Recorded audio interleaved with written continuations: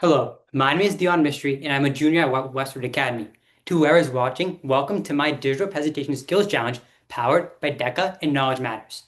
But before we get into all of the world of personal finance and technology and all of this stuff, let me just introduce myself. My name is Dhyan Mystery, and you can call me a DECA enthusiast.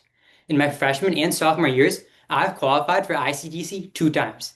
I also like doing a lot of graphic design, including using Canva and designing posters, flyers, and slideshows. And even though I don't have a lot of personal finance experience, I am an employee at Kumon, so I have a little bit of knowledge on how money works. Previously in my presentations, I discussed the story of Amanda. Amanda was a 23-year-old college student who went bankrupt. And this is not just some anomaly or some rare occasion. The story of Amanda can happen to anybody. And this is because Amanda thought a credit card was just free money, and she kept swiping and swiping and swiping. But Knowledge Matters simulation has taught me that a credit card isn't just free money, it's a short-term loan. And if you don't follow that loan, then really bad things can happen, including high interest rates and high fees. So let's move on. You might be wondering, I'm doing okay though, right? I mean, I'm still in high school. I have my entire life ahead of me. I don't have to do anything. But the reality is, when you're a small high schoolers, you're basically living on personal finance easy mode. Your parents take care of your bills, they pay for all your food, and you just make some trivial purchases once in a while. But the issue is that the jump from high school to college to post-grad is drastically different and it's really fast. So eventually, you can get caught up in many things, including paying for your phone bill, paying for clothes, paying for your laptop, getting food and entertainment. All this stuff can pile up on you. And eventually, it's not too hard to make a drastic mistake that can ruin your personal finances. And I know what you're thinking. No, not this again. In school, I know you've heard these boring presentations where they just talk about setting smart goals, budgeting effectively, spending less. And even though this is true, all of this isn't actionable advice that you can actually do to improve your life. So in this presentation, I'm going to take a different approach. I'm going to tell you how you can actually build your personal finance goals while keeping it pretty engaging. So instead of doing a normal presentation, I just want to thank Knowledge Matters first. Knowledge Matters and DECA is the reason why I'm here presenting to you today. Knowledge Matters has an array of different personal finance simulations, including buying, budgeting and saving, insurance, and many more. And DECA's partnership is the reason why I'm here in front of you today. Because of DECA, I'm able to enhance my digital presentation skills while also learning about personal finance. To start off, I want to play a little bit of a game with you. I'm going to give you some mock everyday scenarios. Your only kind of rule is to answer completely honestly. Nobody's judging you here.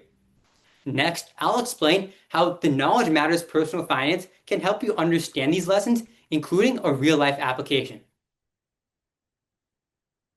Picture this. You're going off shopping with your friends. It's 6 p.m. on a Sunday. You have nothing else to do. You went to like 15, 17 different stores and you're chilling. But there's one more thing. There's one more store, the Apple Store. And we know how appealing these Apple stores can be with their all glass displays and their amazing technology and their fluid screens. And for your friends, something catches an eye.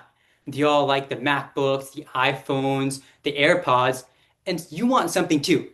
So you decide on buying something, these AirPod Pro 3s. But the problem is they're $249. That's not just cheap change. That's a lot of money, especially for a teenager. What would you do in this situation? There's basically two things that come to mind. One, you're in a dilemma. Should I try to save my money and buy something cheaper online using comparison shopping, or should I fall into the trap of peer pressure?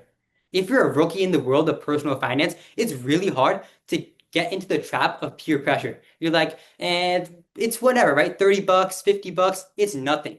But when you look at Knowledge Matters simulations, they actually teach you the real value of money. Let's take a look. So in the Knowledge Matters lesson, shopping, there's basically 3 mock stores where you can buy furniture. And in these kind of stores, you can comparison shop. You can see which products they have, including if they have a sale or not. And because of Knowledge Matters simulations, you can actually figure out how to effectively comparison shop.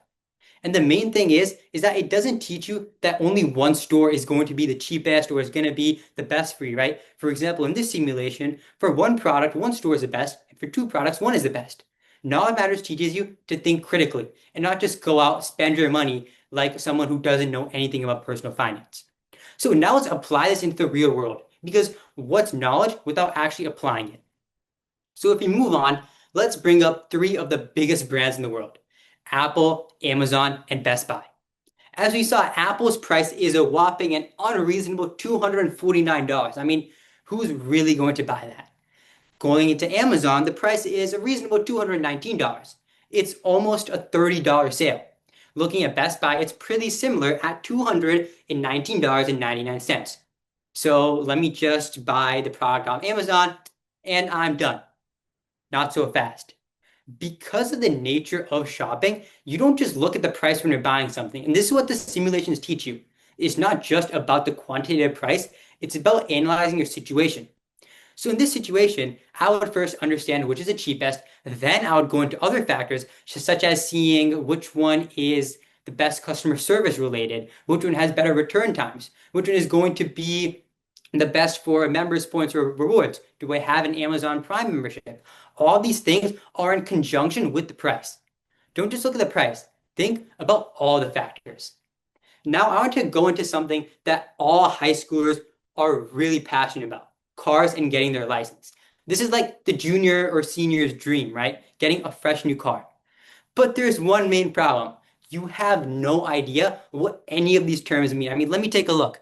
Lessee, lessor, liability insurance. I mean, what even is this? Thankfully, if you go on Knowledge Matters, they have everything for you. And even though I just mentioned the simulations, which are already amazing, it's not just that. At the start, you have something called a reading check. Then you have a reading quiz. Then you have a math quiz. And the reading gives you all the information you need, including all the terms on the side right now. And instead of just giving off boring definitions, Knowledge Matters teaches you many different skills, such as the different types of cars like SUVs, hatchbacks, or sedans. And it also teaches you how to set goals, such as maybe figuring out your monthly payment or being a little bit realistic with your goals. Maybe you won't be able to buy a Lamborghini. So moving on, let's see how Knowledge Matters actually show this to you. The one thing that I really liked is the step-by-step process. It's not just going into the simulation and just clicking and just having no idea what you're doing. You're actually walking through the process step by step. It teaches you the concept of affordability, that it's not just, you go into your dealership and you buy whatever you can, right? It first starts off by looking at the monthly income, getting half of that, and then that's going to be your initial car payment. It also teaches you the difference between buying something and leasing something. Leasing something can be effective if you want to get something for the short term, if you want to shine a new sports car every few years. But buying something is where the real money shines. When you buy something long term, you gain ownership to something, and it can be better in the long term. It also teaches you the concept of discipline. So I walked you through the step-by-step instructions and then how you can navigate the simulation. But at the end, there's a little project you have to do. In this kind of case, your project is to pay all of your bills for a certain amount of months. And this teaches the value of discipline, right? In the real world, nobody's going to help you or kind of babysit you into paying your bills, and Knowledge Matters prepares you for that. So as we look here, I want to kind of take this and do a real life application. In fact, this is the exact same analysis that I used in my final project for the class that used the Knowledge Matters simulations. If you haven't figured out already, I'm going to be finding how much car can I afford after I graduate college. And you're thinking, man, how do I know what cars I can buy in college, right? But if you just have a little bit of knowledge and business statistics, then you can actually figure this out. Let's take a look. The average Gen Z credit score is 681. The average annual insurance for a person in their 20s is $1,450. And the class of 25 salary for business majors, which is what I want to be, is $65,000. Now let's take this information and actually analyze it. So I'm going to be using the 24-10 rule. And if you don't know what the 24-10 rule is, it basically says that you have to have a 20% down payment. The loan term cannot be longer than 4 months to avoid those pesky interest rates. And all of your car expenses cannot exceed 10% of your monthly gross income. So 10% of my monthly gross income might be $543 minus $120. So my monthly kind of car payment would be $423. And if you plug that into our calculator, right, 48 months, I have my credit score, then it yields a price of $16,219. If you divide 16,000 by 0.8, then I can figure out that I can afford a $20,000 car with 4,000 down, perfectly applying the 24-10 rule. So now's the real part. What car am I going to buy? You might be thinking I'm going to spend every single penny of those $20,274.30. But that's the opposite of what you should do. For example, here I selected this nice Mercedes car, which is only $13,191. You might be shocked. I mean, you can afford $20,000. Why are you spending something that's less than 75% of the total affordable cost? But this is where most people and most high schoolers go wrong.